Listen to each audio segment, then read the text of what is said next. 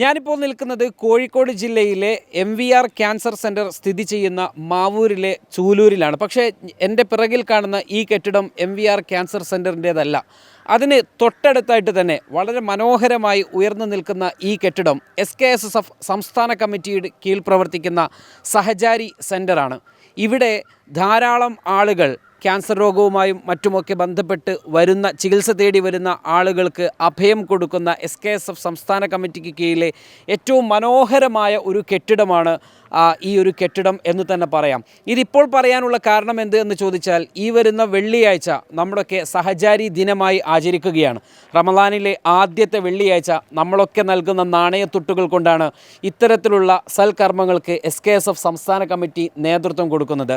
നമുക്ക് ഈ ഹാള് കാണാം, ഈ കെട്ടിടം കാണാം, ഇവിടെ എന്തൊക്കെയാണ് പ്രവർത്തിക്കുന്നത്, എങ്ങനെയൊക്കെയാണ് ഇത് പ്രവർത്തിക്കുന്നത് എന്നതിൻ്റെ വിപുലമായിട്ടുള്ള ഡീറ്റെയിൽ ആയിട്ടുള്ള കാര്യങ്ങൾ നമുക്കറിയേണ്ടതുണ്ട്. ഞാൻ മനസ്സിലാക്കിയെടുത്തോളം 12ഓളം റൂമുകൾ, 12ഓളം ഫാമിലിക്ക് ഇതിനകത്ത് താമസിക്കാൻ കഴിയും. മയ്യത്ത് പരിപാലന കേന്ദ്രമുണ്ട്, നിസ്കാര ഹാളുണ്ട്, ഓഫീസ് റൂമുണ്ട്, അങ്ങനെ തുടങ്ങിയിട്ടുള്ള ഒരുപാട് സംവിധാനങ്ങൾ ഇതിനകത്തുണ്ട് എന്നാണ് ഞാൻ മനസ്സിലാക്കിയത്. ഏതായിരുന്നാലും നമുക്ക് ഇതിനകത്തേക്ക് തന്നെ നമുക്ക് പോകാം. ഇവിടെ SKSFൻ്റെ സംസ്ഥാന നേതാക്കളൊക്കെ ഇവിടെയുണ്ട്. അതോടൊപ്പം ഇവിടുത്തെ പ്രവർത്തകരെല്ലാം ഇവിടെ നമ്മളെ കാത്തിരിക്കുന്നുണ്ട്. അങ്ങനെ നമ്മൾ ഈ കെട്ടിടത്തിനകത്തേക്ക് എത്തിയിരിക്കുകയാണ്. വളരെ മനോഹരമായ ഒരു കെട്ടിടമെന്ന് വേണമെങ്കിൽ പറയാം. എല്ലാ പണികളും പൂർത്തീകരിച്ച് വളരെ മനോഹരമായ ഒരു സംവിധാനം തന്നെ SKSFൻ്റെ കമ്മിറ്റി ഇവിടെ ഒരുക്കിയിട്ടുണ്ടെന്ന് പറയാം. നമ്മുടെ കൂടെ SKSFൻ്റെ സംസ്ഥാന ജനറൽ സെക്രട്ടറി OP അഷ്റഫ് ഉണ്ട്. അസ്സലാമു അലൈക്കും. അങ്ങനെ ഏറ്റവും മനോഹരമായ ഒരു കെട്ടിടം. നമ്മൾ SKSFൻ്റെ സഹചാരി സെൻറ്റർ എന്ന് പറയുമ്പോൾ ഇത്ര വലിയൊരു കെട്ടിടമൊന്നും നമ്മൾ എക്സ്പെക്റ്റ് ചെയ്തില്ല. അക്ഷരാർത്ഥത്തിൽ നിങ്ങൾ എന്നെ വിളിച്ചപ്പോൾ പോലും ഞാനിവിടെ വരുന്ന സമയത്തും ഞാനിത് എക്സ്പെക്റ്റ് ചെയ്യുന്നില്ല, ഇത്രയും വലിയ കെട്ടിടമെന്ന്. ഇത് ഏത് കാലത്താണ്, ആരുടെ കാലത്താണ് ഈ കെട്ടിടം പണിയത് തുടങ്ങിയത്? ഇപ്പോൾ ആരാണ് ഉദ്ഘാടനം ചെയ്തത്? ഇപ്പോൾ ഇതിൻ്റെ ഒരു പ്രവർത്തനങ്ങളൊക്കെ എന്തൊക്കെയാണ്? SKSFൻ്റെ സംസ്ഥാന കമ്മിറ്റിയുടെ സഹചാരി റിലീഫ് സെല്ലിൻ്റെ പ്രവർത്തനത്തിൻ്റെ ഭാഗമായിട്ടാണ് നമ്മൾ ഈ സഹചാരി സെൻറ്റർ ഇവിടെ നിർമ്മിക്കുന്നത്. ഏകദേശം MVR ക്യാൻസർ സെൻറ്റർ തുടങ്ങുന്ന സമയത്ത്, അതിൻ്റെ നിർമ്മാണ പ്രവർത്തനങ്ങൾ നടക്കുന്ന സന്ദർഭത്തിൽ തന്നെ നമ്മൾ ഈ സ്ഥലം, ഇതിനു വേണ്ടിയിട്ടുള്ള ആവശ്യമായിട്ടുള്ള 20 സെൻറ്റ് സ്ഥലം നമ്മൾ വാങ്ങിക്കുകയും അതിൻ്റെ നിർമ്മാണ പ്രവർത്തനത്തിലേക്കുള്ള ആവശ്യമായിട്ടുള്ള നടപടിക്രമങ്ങൾ തുടങ്ങുകയും ചെയ്തിട്ടുണ്ടായിരുന്നു. എന്നാൽ അത് കഴിഞ്ഞ ടേമിൽ ബഹുമാനപ്പെട്ട സത്താർ സാഹിബിൻ്റെ അവസാനത്തെ ടേമിൽ തുടങ്ങുകയും പ്രവർത്തനം ആരംഭിക്കുകയും റഷീദ് ഫൈസി വള്ളായിക്കോടിൻ്റെ അവസാനത്തെ സന്ദർഭത്തിൽ ഇതിൻ്റെ ഉദ്ഘാടന കർമ്മം നിർവഹിക്കുകയും ചെയ്തു. ഏകദേശം ഒരു വർഷക്കാലമായി ഇതിൻ്റെ പ്രവർത്തനം ആരംഭിച്ചിട്ട്, ഉദ്ഘാടനം കഴിഞ്ഞ് ഇതിൻ്റെ പ്രവർത്തനത്തിലേക്ക് പ്രവേശിച്ചിട്ട് ഒരു വർഷക്കാലമായി.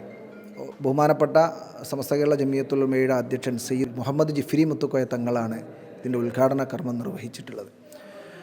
വളരെ ഭംഗിയായി ഈ ഏകദേശം 2 കോടിയോളം രൂപ ചെലവഴിച്ചാണ് ഈ കെട്ടിട നിർമ്മാണം ഇവിടെ പൂർത്തീകരിച്ചത്. സ്ഥലം നേരത്തെ വാങ്ങിച്ചതായിരുന്നു. ബഹുമാനപ്പെട്ട സൗദി അറേബ്യയിലെ SICയുടെ സാമ്പത്തിക സഹായത്തോടു കൂടിയായിരുന്നു അന്ന് സ്ഥലം വാങ്ങിച്ചിട്ടുണ്ടായിരുന്നു. എന്നാൽ SKSFൻ്റെ റിലീഫ് സെല്ലിൽ നിന്നുള്ള ഫണ്ട് ഉപയോഗപ്പെടുത്തിയാണ് നമ്മളിതിൻ്റെ നിർമ്മാണ പ്രവർത്തനങ്ങൾ പൂർത്തീകരിച്ചിട്ടുള്ളത്. രോഗികളുടെ പ്രയാസങ്ങൾ ദൂരീകരിക്കുന്നതിന് ലക്ഷ്യമാക്കി അവർക്ക് ആവശ്യമായിട്ടുള്ള സൗകര്യങ്ങൾ ഒരുക്കി കൊടുക്കുക. രോഗികൾക്കും കൂട്ടിരിപ്പുകാർക്കും ഇവിടെ റൂം ഉൾപ്പെടെയുള്ള സൗകര്യങ്ങൾ നമ്മൾ ഒരുക്കിയിട്ടുണ്ട്. എത്ര റൂമാണ് ഇവിടെ? 12 റൂമുകളാണ് ഇതിനകത്ത് റൂമായിട്ട് നമ്മൾ സെറ്റ് ചെയ്തിട്ടുള്ളത്. ഇപ്പോൾ അതുപോലെ തന്നെ താഴ്ഭാഗത്ത് ഗ്രൗണ്ട് ഫ്ലോറിൽ വാർഡ് ആയിട്ടുള്ള സൗകര്യങ്ങൾ, ഡോർമെറ്ററി ആയിട്ടുള്ള സൗകര്യങ്ങൾ ഒരുക്കിയിട്ടുണ്ട്.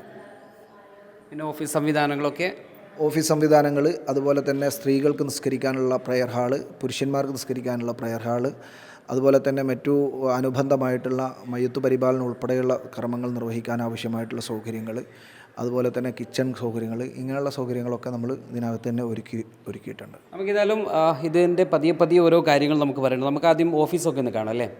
അപ്പോൾ ഇവിടെ ഇങ്ങനെയൊരു ഈ ഒരു പ്രദേശത്ത് ഇപ്പോൾ സാധാരണഗതിയിൽ മെഡിക്കൽ കോളേജിൽ നമുക്ക് ഏറ്റവും അനിവാര്യമായ ഒരു സ്ഥലമാണ് നമ്മുടെ കോഴിക്കോട്ടെ മെഡിക്കൽ കോളേജ്. അവിടെ വേണമെങ്കിൽ SKSFന് ഇതുപോലൊരു സംരംഭം തുടങ്ങാമായിരുന്നു. എന്തുകൊണ്ട് അവിടെ തുടങ്ങിയില്ല?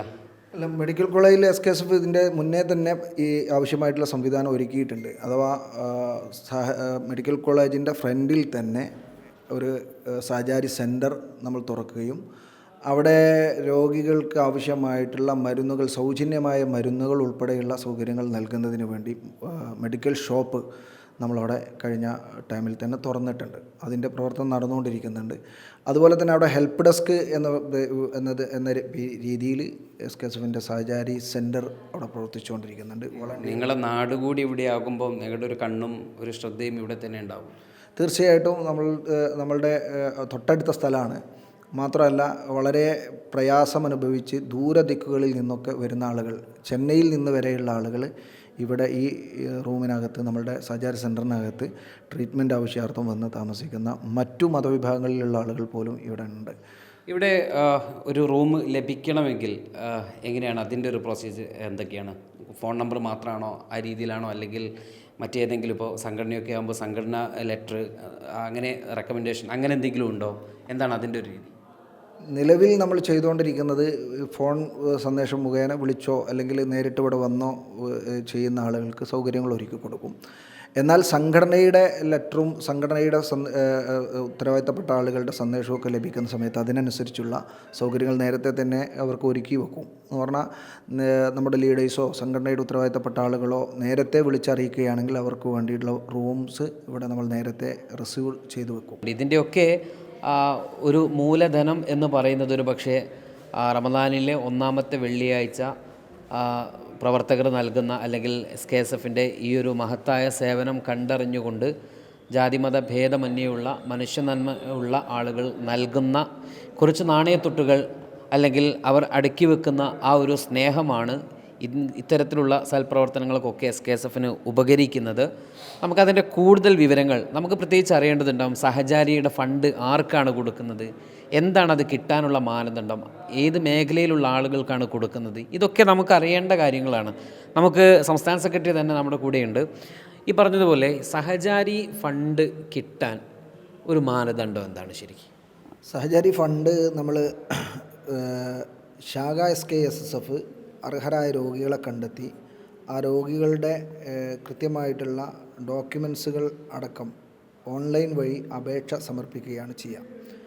അപേക്ഷ സമർപ്പിക്കുന്ന ഘട്ടത്തിൽ ജില്ലാ SKSFന് അത് കാണാൻ പറ്റും. ജില്ലാ SKSF അപ്രൂവൽ ചെയ്യുന്ന സമയത്ത് വെരിഫിക്കേഷൻ ചെയ്ത് കഴിഞ്ഞാൽ സ്റ്റേറ്റ് ഓഫീസ് വെരിഫിക്കേഷൻ ചെയ്ത് ഫണ്ട് അപ്രൂവ് ചെയ്യുന്ന രീതിയാണ് നമ്മൾ സ്വീകരിക്കുന്നത്. സംസ്ഥാന കമ്മിറ്റി നേരിട്ട് രോഗിയുടെ അക്കൗണ്ടിലേക്ക് സാമ്പത്തികം എത്തിച്ചു കൊടുക്കുന്ന ഒരു രീതിയാണ് അവലംബിച്ചു വരുന്നത്.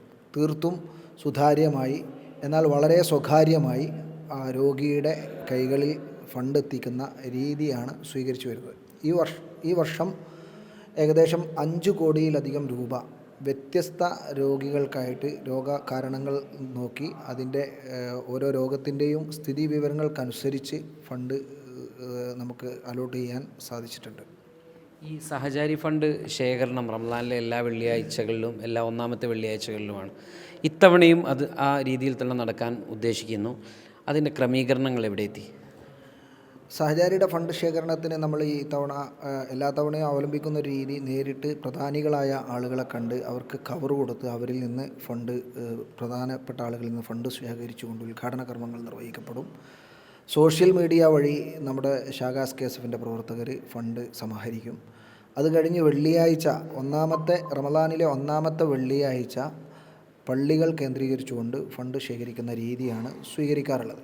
ഇത്തവണയും നേരത്തെ തന്നെ അതിൻ്റെ സംസ്ഥാനതല 3 സ്റ്റേറ്റിലെ 3 വ്യത്യസ്ത ജില്ലകളിൽ വെച്ചുകൊണ്ട് പ്രധാനപ്പെട്ട ലീഡേഴ്സിനെ വിളിച്ചു ചേർത്ത് അവർക്ക് ആവശ്യമായിട്ടുള്ള മെറ്റീരിയലുകൾ, പോസ്റ്റർ, കത്ത്, അതുപോലെ തന്നെ കവറ്, ഈ സ്റ്റിക്കർ, ഇങ്ങനെയുള്ള സാധനങ്ങളൊക്കെ വിതരണം ചെയ്തു. അതിനുശേഷം ജില്ലാതലങ്ങളിലുള്ള കൺവെൻഷൻ നടത്തി അവർക്കത് വിതരണം ചെയ്തു. ശേഷം സ്റ്റേറ്റ്, ജില്ലാ, മേഖല, ക്ലസ്റ്റർ, യൂണിറ്റ് തല ഉദ്ഘാടനങ്ങൾ നിർവഹിക്കപ്പെട്ടു. പിന്നീട് ഇപ്പോൾ നടന്നുകൊണ്ടിരിക്കുന്നത് സോഷ്യൽ മീഡിയയിലൂടെയുള്ള ഫണ്ട് സമാഹരണമാണ്.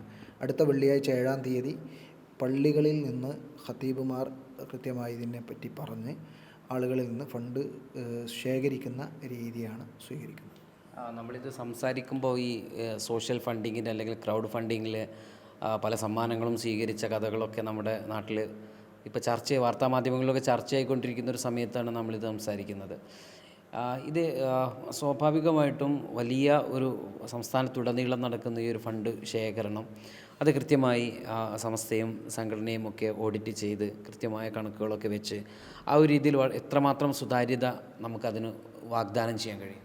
നമ്മൾ ഓരോ വർഷവും ഈ ഫണ്ടിൻ്റെ കൃത്യമായിട്ടുള്ള ഓഡിറ്റിങ് നമ്മൾ ഇൻറ്റേർണൽ ഓഡിറ്റിങ് വാർഷികത്തിൽ നടത്തും. ഇപ്പോൾ ഈ വർഷം കഴിഞ്ഞ 16-ാം തീയതി നമ്മൾ 26-ാം തീയതി പിന്നെ മലപ്പുറം ഈസ്റ്റ് വെസ്റ്റിൽ വെച്ചുകൊണ്ട് നടത്തിയിട്ടുള്ള ആനുവൽ ക്യാബിനറ്റിൽ കൃത്യമായിട്ടുള്ള അതിൻ്റെ കണക്ക് നമ്മുടെ പ്രവർത്തകരുടെ മുമ്പിൽ സമർപ്പിച്ചു കഴിഞ്ഞു. മാത്രമല്ല നമ്മളുടെ മീഡിയകളിലൂടെ അതിൻ്റെ നിലവിലുള്ള സാഹചര്യം നമ്മൾ പറഞ്ഞു. ഇന്നത്തെ സുപ്രഭാതം ദിനപത്രത്തിൽ നമ്മൾ കൊടുത്തിട്ടുള്ള ഫണ്ടിൻ്റെ കണക്ക് പറഞ്ഞിട്ടുണ്ട്. ഇങ്ങനെ കൃത്യമായിട്ട് കണക്കുകൾ പറയുകയും ഓഡിറ്റിംഗ് കൃത്യമായി നിർവഹിക്കപ്പെടുകയും ചെയ്യുകയും അതിൻ്റെ കൃത്യത ഉറപ്പുവരുത്തുന്നതിന് വേണ്ടി നമ്മുടെ സംസ്ഥാന നേതൃത്വവും സമസ്തയും തന്നെ ഓഡിറ്റ് ചെയ്തുകൊണ്ട് അവരൊക്കെ ശ്രദ്ധയിൽപ്പെടുത്തിക്കൊണ്ടാണ് ഈ കാര്യങ്ങൾ പോകാറുള്ളത്. ഈ രോഗികൾക്ക് ഇന്ന രോഗത്തിന് എന്ന് സ്പെസിഫൈ ചെയ്യുന്നുണ്ടോ, അല്ലെങ്കിൽ എന്താണ് അവരെ തിരഞ്ഞെടുക്കുന്നതിന് അല്ലെങ്കിൽ അവരെ നിർദ്ദേശിക്കേണ്ടുന്നതിൻ്റെ മാനദണ്ഡം എന്തായിരിക്കും? രോഗത്തിൻ്റെ വ്യത്യസ്ത തരങ്ങളിലുള്ള രോഗങ്ങളെ നമ്മൾ ശ്രദ്ധിക്കുന്നുണ്ട്. ഇപ്പോൾ ഹൃദ്രോഗികൾ, അതുപോലെ തന്നെ ഈ ക്യാൻസർ രോഗികൾ, ഡയാലിസിസ് ചെയ്തുകൊണ്ടിരിക്കുന്ന ആളുകൾ, ഡയാലിസിസ് രോഗികൾക്കൊക്കെ നമ്മൾ മാസാന്തം ഫണ്ട് അനുവദിച്ചു കൊടുക്കുന്നുണ്ട്. ഡയാലിസിസ് ചെയ്തുകൊണ്ടിരിക്കുന്ന നിശ്ചിത എണ്ണം, അതായത് സംസ്ഥാന കമ്മിറ്റി ജില്ലകൾക്ക് വിഹിതിച്ചു കൊടുത്ത് അവർക്ക് ഒരു വിഹിതം നൽകിക്കൊണ്ട് എണ്ണം കണക്കാക്കിക്കൊണ്ട് ഓരോ മാസത്തിലും ഈ രോഗിയുടെ അക്കൗണ്ടിലേക്ക് ഫണ്ട് എത്തിച്ചു കൊടുക്കുന്ന ഒരു രീതി ഡയാലിസിന് നമ്മൾ സ്വീകരിക്കുന്നുണ്ട്. അതുപോലെ തന്നെ കിഡ്നി മാറ്റിവെച്ചിട്ടുള്ള രോഗികൾക്കും അങ്ങനെ തന്നെ നമ്മൾ സ്വീകരിച്ചു വരുന്നുണ്ട്. മറ്റു ക്യാൻസർ പോലെയുള്ള രോഗങ്ങൾക്ക് ഫണ്ട് അനുവദിക്കും. അതുപോലെ തന്നെ അപകടങ്ങൾ, മറ്റു ഏത് രോഗമാണെങ്കിൽ രോഗത്തിൻ്റെ സ്ഥിതി മനസ്സിലാക്കിയിട്ട് അതിൻ്റെ സാമ്പത്തിക ചെലവും മറ്റുമൊക്കെ പരിഗണിച്ചുകൊണ്ടാണ് ഫണ്ട് അനുവദിക്കാറുള്ളത്. എന്താണ് ഫ്യൂച്ചർ പ്ലാൻ? എന്താണ് ഫ്യൂച്ചർ പ്ലാൻ എന്ന് പറയുന്നത്, നമ്മൾ നിലവിൽ ഏകദേശം 1000-ഓളം സഹചാരി സെൻറ്ററുകൾ നമ്മളുടെ സംസ്ഥാനത്തുടനീളം പ്രവർത്തിച്ചുകൊണ്ടിരിക്കുന്നുണ്ട്. അതിൻ്റെ മദർ സെൻറ്ററുകളാണ് ഇപ്പോൾ കോഴിക്കോട്ട് മെഡിക്കൽ കോളേജിന് മുമ്പിലാണെങ്കിലും ഇവിടെ MVRനോട് ചേർന്ന്, നിങ്ങൾ കണ്ടു MVR ക്യാൻസർ സെൻറ്ററിൻ്റെ ഈ ഗേറ്റിനോട് ചേർന്നാണ് ഇപ്പോൾ നമ്മളുടെ സെൻറ്റർ, ഏറ്റവും കണ്ണായ ഭാഗത്താണ് ഈ സെൻറ്റർ നിലകൊള്ളുന്നത്. എന്നതുപോലെ തന്നെ തിരുവനന്തപുരത്ത് RCCയോട് ചേർന്ന്, RCCയുടെ തൊട്ട് മതിലിനോട് ചേർന്ന് തന്നെ 9.5 സെൻറ്റ് സ്ഥലം നമ്മൾ എടുത്തു കഴിഞ്ഞിട്ടുണ്ട്. അവിടെ സഹചാരി സെൻറ്റർ നിർമ്മാണത്തിൻ്റെ പ്രവർത്തനങ്ങൾ നടന്നുകൊണ്ടിരിക്കുകയാണ്. അത് അടുത്ത സമയത്ത് തന്നെ പൂർത്തീകരിച്ച് രോഗികൾക്ക് തുറന്നു കൊടുക്കാൻ കഴിയണമെന്നാണ് സംസ്ഥാന കമ്മിറ്റി ആഗ്രഹിക്കുന്നത്. അതോടൊപ്പം തന്നെ മറ്റു പ്രധാനപ്പെട്ട ആശുപത്രികൾക്ക് അരികിലും സെൻറ്ററുകൾ സ്ഥാപിച്ചുകൊണ്ട് രോഗി പരിചരണത്തിന് കൂടുതൽ പ്രാമുഖ്യം നൽകുകയും, ഇതൊരു സ്ഥിരം സംവിധാനമാണ്, ആ നിലക്ക് ഒരു പ്രധാനപ്പെട്ട ചാരിറ്റി പ്രവർത്തനം എന്ന നിലക്ക് തന്നെ സംഘടന ഇതിനോട് മുന്നോട്ട് കൊണ്ടുപോകാനാണ് ആഗ്രഹിക്കുന്നത്. ഈ സമയത്ത് വളരെ പ്രധാനമായിട്ട് ഓർമ്മയിൽപ്പെടുത്താനുള്ളത് സഹചാരിയുടെ ഫണ്ട് ശേഖരണം മാണ്. ഇതിന് ആകെ ഈ നമ്മൾ ചെയ്യാറുള്ളത് വർഷത്തിൽ ഒരു തവണയുള്ള ഫണ്ട് ശേഖരണമാണ്. വെള്ളിയാഴ്ച, റമദാനിലെ ആദ്യ വെള്ളിയാഴ്ച നടക്കുന്ന ഫണ്ട് ശേഖരണമാണ് ഇതിൻ്റെ ഏറ്റവും പ്രധാനപ്പെട്ട ഫണ്ടിങ് എന്ന് പറയുന്നത്. ഈ വർഷം 7-ാം തീയതി വെള്ളിയാഴ്ചയാണ് ആ ഫണ്ട് ശേഖരണം നടക്കുന്നത്. പരമാവധി മുഴുവൻ ആളുകളും, മഹല്ല് ഭാരവാഹികൾ, ഖത്തീബുമാർ, പൊതുജനങ്ങൾ, അതുപോലെ തന്നെ ചാരിറ്റി രംഗത്ത് പ്രവർത്തിക്കുന്ന ആളുകൾ, നല്ല സുമനസ്സുകളായിട്ടുള്ള ആളുകൾ എല്ലാവരും ഈ രംഗത്തെ പ്രോത്സാഹിപ്പിക്കുകയും സഹചാരി റിലീഫ് സെല്ലിൻ്റെ ഫണ്ട് ശേഖരണം വിജയിപ്പിക്കുന്നതിന് വേണ്ടി ആത്മാർത്ഥമായി രംഗത്തിറങ്ങുകയും ഫണ്ട് ശേഖരണം വിജയിപ്പിക്കുകയും ചെയ്യണമെന്നാണ് ഈ സമയത്ത് പറയാനുള്ളത്. അങ്ങനെ സഹചാരി സെൻറ്ററിൻ്റെ ഓഫീസ് മുറിയിൽ നിന്നും ഞാൻ വരുന്നത് ഈ അടുക്കള വഴിയാണ്, കിച്ചൺ വഴിയാണ്. എനിക്ക് പിറകിൽ കാണുന്നതാണ് ഇവിടുത്തെ കിച്ചൺ. ഇതും കഴിഞ്ഞ് തൊട്ടടുത്ത് തന്നെ ഉള്ള സ്ഥലമെന്ന് പറയുന്നത് ഇവിടുത്തെ നിസ്കാരമുറിയാണ്. ക്യാമറ എൻ്റെ കൂടെ ഒന്ന് വന്നാൽ നമുക്ക് വളരെ വിപുലമായിട്ട് തന്നെ നമുക്ക് ഒരു ഭാഗത്ത് ഈ കയറുമ്പം തന്നെ 2 ഭാഗത്തും ടാപ്പുകൾ സജ്ജീകരിച്ച് വുളു ചെയ്യുവാനുള്ള സംവിധാനങ്ങളുണ്ട്. ഇതാണ് ഇവിടുത്തെ നമസ്കാര മുറി. ഏകദേശം ഒരു 19ഓളം ആളുകൾക്ക് ഒരേ സമയത്ത് തന്നെ നമസ്കരിക്കാൻ കഴിയുന്ന രീതിയിലുള്ള വളരെ മനോഹരമായ ഒരു നമസ്കാര മുറി എന്ന് വേണമെങ്കിൽ തന്നെ പറയാം. ഇത് ഇവിടുത്തെ ഏറ്റവും എടുത്തു പറയേണ്ട ഒരു കാര്യം, ഇവിടെ ഇതൊരു ഒരു കുന്നുപോലെയുള്ളൊരു സ്ഥലത്താണ്. എന്നാൽ കുന്നല്ല താനും, എന്ന് വെച്ചാൽ MVR ക്യാൻസർ സെൻറ്ററിൻ്റെ 100 മീറ്റർ അല്ലെങ്കിൽ 200 മീറ്റർ ഇപ്പുറം മാത്രം മാറിയുള്ള ഒരു പ്രദേശമായതുകൊണ്ട് തന്നെ ഇവിടെ നല്ല കാറ്റ് എല്ലാ സമയത്തും ലഭിക്കും എന്നത് ഇവിടുത്തെ ഒരു പ്രത്യേകതയാണ്. അത് നമ്മൾ എടുത്തു പറയേണ്ട ഒരു കാര്യം തന്നെയാണ്. എൻ്റെ ശബ്ദത്തിൽ കുറച്ച് എക്കോ ഒരുപക്ഷെ ഓഡിയൻസിന് അത് കേൾക്കുന്നുണ്ടാകും. അത് ആ റൂമിൻ്റെ ഒരു പ്രത്യേകതയാണ്. അതോടൊപ്പം തന്നെ തൊട്ടടുത്തായിട്ട് തന്നെ സ്ത്രീകളുടെ ഒരു നമസ്കാര മുറി കൂടി ഉണ്ട്. അതും ഇതുപോലെ തന്നെ സംവിധാനങ്ങളൊക്കെ ഉള്ള ഒരു സംവിധാനം തന്നെയാണ്. സ്ത്രീകളുടെ നമസ്കാര മുറിയും തൊട്ടടുത്തുണ്ട്. അതിന് തൊട്ടടുത്തായിട്ടാണ് ഇവിടെ മയ്യത്ത് പരിപാലന കേന്ദ്രം, മയ്യത്ത് കുളിപ്പിക്കുന്ന ആധുനിക സജ്ജീകരണങ്ങളോട് കൂടിയുള്ള സംവിധാനങ്ങളെല്ലാം ഇതിൻ്റെ തൊട്ടടുത്ത ഒരു മുറിയിൽ ഇവിടെ സജ്ജീകരിച്ചിരിക്കുന്നത്. അത് നമുക്ക് ഇവിടെ കാണാം. ഏറ്റവും ആധുനികമായിട്ടുള്ള സംവിധാനങ്ങളൊക്കെ തന്നെയാണ് ഇവിടെ ഇതിനു വേണ്ടി ഇവർ ഒരുക്കിയിട്ടുള്ളത് എന്ന് നമുക്ക് എടുത്തു പറയേണ്ടി വരും. ഇവിടെ നമ്മൾ ഈ പരിസരങ്ങളിലൊക്കെ മരണപ്പെട്ട് കഴിഞ്ഞാൽ, പ്രത്യേകിച്ച് MVRലൊക്കെ ചികിത്സയിലായിക്കൊണ്ട് മരണപ്പെട്ട് കഴിഞ്ഞാൽ അവർ നമ്മളെ ബന്ധപ്പെടുമ്പോൾ അവർ ലോങ് ഉള്ള ആളുകളൊക്കെ ആകുമ്പോൾ ഇവിടുന്ന് മയ്യത്ത് കുളിപ്പിച്ച് കൊണ്ടുപോകുക എന്നുള്ളതാണ് അവരാവശ്യം. അപ്പോൾ നമ്മളെ ബന്ധപ്പെടുന്ന സമയത്ത് SKSF സ്റ്റേറ്റ് കമ്മിറ്റിയോ അല്ലെങ്കിൽ അങ്ങനെ ആരെങ്കിലും ബന്ധപ്പെടുമ്പോൾ നമ്മുടെ ഈ പരിസരത്തുള്ള വ്യക്തി എന്ന നിലയിൽ എന്നെയോ അല്ലെങ്കിൽ നമ്മളെ മേഖലാ ഭാരവാഹികളൊക്കെ ബന്ധപ്പെട്ടിട്ട് നമ്മൾ ഇവിടേക്ക് എത്തിക്കും. ഇവിടുന്ന് എന്ത് ചെയ്യും, അവർക്ക് മയ്യത്ത് കുളിപ്പിച്ച് കഫൻ ചെയ്ത് നമ്മൾ അവരെ ആംബുലൻസിൽ കയറ്റിയിട്ട് യാത്രയാക്കും. ഇതിപ്പോൾ സജ്ജീകരിച്ചിരിക്കുന്നത് നമ്മുടെ ഇപ്പോഴത്തെ ഇപ്പം നമുക്ക് ഏറ്റവും പുതിയ രീതിയിൽ വളരെ സൗകര്യത്തോട് കൂടിയിട്ട് മയ്യത്ത് കുളിപ്പിക്കാൻ പറ്റിയ സൗകര്യങ്ങളാണ് നമ്മളിവിടെ ഒരുക്കിയിട്ടുള്ളത്. ഈ മയ്യത്ത് കുളിപ്പിക്കാൻ പ്രത്യേക ആളുകളൊക്കെ ഇതിൻ്റെ കീഴിലായിട്ടുണ്ട്. അത് നമ്മുടെ SKSFൻ്റെ വിക്കായ NIT മേഖലയിൽപ്പെട്ട വിക്കായയുടെ പ്രവർത്തകർ ഇതിന് തയ്യാറായി നിൽക്കുന്ന ആളുകളുണ്ട്. മാവൂര്, പാഴൂര്, മലയമ്മ എന്നീ പ്രദേശങ്ങളിലുള്ള നമ്മൾ ഏത് സമയത്ത് വിളിച്ചാലും അതിന് സന്നദ്ധരായിട്ടുള്ള ആളുകൾ നിലവിൽ തയ്യാറായിട്ടുണ്ട്. അപ്പോൾ ഒരു പെട്ടെന്നൊരു മരണമൊക്കെ ഉണ്ടാകുമ്പോൾ അവർ ഏത് സമയത്തും അവർ അലർട്ടായിട്ടുണ്ടാകും. അതെ, നമ്മളത് ഇവിടെ വന്ന് അവർക്ക് ചെയ്തു കൊടുക്കും. അങ്ങനെ ഞങ്ങളുടെ നോമ്പുതുറ ഇന്ന് സഹചാരി സെൻറ്ററിലെ പ്രിയപ്പെട്ട SKSFൻ്റെ പ്രവർത്തകരോടൊപ്പമായിരുന്നു. ഇവിടുത്തെ നോമ്പുതുറ എന്ന് പറയുന്നത് NIT മേഖല SKSF കമ്മിറ്റിയുടെ ഓരോ യൂണിറ്റുകളും ഓരോ ദിവസം സ്പോൺസർ ചെയ്യും. ഇവിടെയുള്ള റൂമുകളിലുള്ള ആളുകൾക്കെല്ലാം ഈ നോമ്പുതുറയും അത്താഴവും ഒക്കെ നൽകുന്നത് ഈ കമ്മിറ്റികളാണ്. അപ്പോൾ അവരുടെ കൂടെയായിരുന്നു ഞങ്ങളും നോമ്പ് തുറന്നത്. നമുക്ക് ഇവിടുത്തെ റൂമുകൾ എന്താണ് എന്നൊന്ന് കാണേണ്ടതുണ്ട്. ഈ രീതിയിലാണ് ഇവിടുത്തെ ഓരോ റൂമുകളും ഉള്ളത് എന്ന് നമുക്കറിയാം. 2 ബെഡുണ്ട്. ഒരു അത്യാവശ്യം സംഗതികളൊക്കെ കൈകാര്യം ചെയ്യാൻ കഴിയുന്നൊരു ചെറിയൊരു ടേബിൾ ഇവിടെയുണ്ട്. അതോടൊപ്പം തന്നെ ഒരു അറ്റാച്ച്ഡ് ബാത്റൂം ഫെസിലിറ്റി കൂടിയാണ് ഈ റൂം ഉൾക്കൊള്ളുന്നത്. അത്യാവശ്യം ഒരു ഫാമിലിക്ക് വളരെ കൃത്യമായിട്ട് ഉപയോഗിക്കാൻ കഴിയുന്ന തരത്തിലുള്ള വളരെ വിശാലമായിട്ടുള്ള ഒരു മുറിയാണ് എന്ന് വേണമെങ്കിൽ തന്നെ പറയാം. ഇതാണ് ഇവിടുത്തെ റൂമിൻ്റെ ഒരു ചിത്രം. എല്ലാ മുറികളും ഏകദേശം ഇതേ രീതിയിൽ തന്നെ ഉള്ളതാണ്. എന്തുകൊണ്ടും ഇവിടെ എത്തിപ്പെടുന്ന ഒരാൾക്ക് ഒരു ബുദ്ധിമുട്ടും ഇല്ലാത്ത തരത്തിൽ പൂർണ്ണമായും പണി കഴിഞ്ഞ അവസ്ഥയിലുള്ള റൂം സിസ്റ്റം കൂടിയാണ് ഇവിടുത്തെ ഓരോ റൂമുകളും എന്നതും SKSF ഒരുക്കിയിട്ടുള്ള ഏറ്റവും മനോഹരമായ സജ്ജീകരണമാണ് എന്ന് പറയാതെ തരമില്ല.